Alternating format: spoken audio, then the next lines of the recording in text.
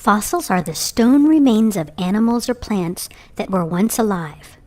Fossils can be the bones of a dead dinosaur or his big footprints in the sand. Usually, only the skeletons of animals are left after millions of years. But sometimes a whole animal, like a woolly mammoth, gets trapped in the ice. The ice stays frozen for thousands of years, and paleontologists are lucky to find a whole creature that has barely changed over time. Or an insect gets stuck in tree sap. The sap hardens into a hard, clear material called amber. These creatures look just the way they did when they first wandered into the sap millions of years ago.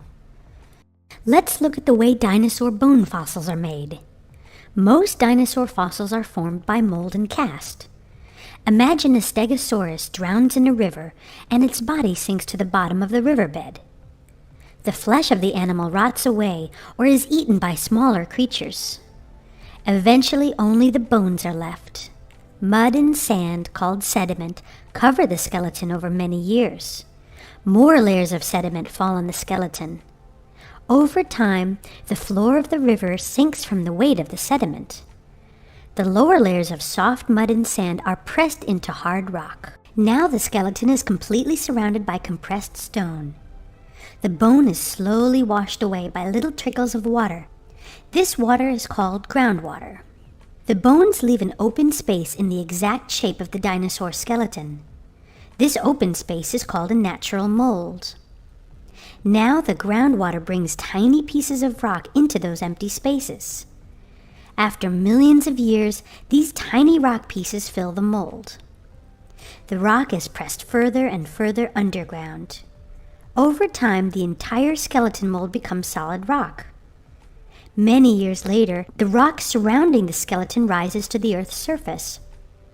This can happen during an earthquake or as mountains rise naturally. The top layers of rock are worn away by wind and rain. Slowly, wind and rain show the fossils to the outside world. Not all fossils rise to the surface.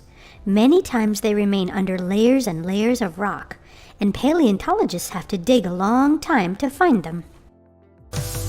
Kids Wise Corner, where learning takes flight. With new videos uploaded weekly, everything's right. Hit the bell, stay tuned, let us help you grow. At Kids Wise Corner, you are joining the winning team for sure.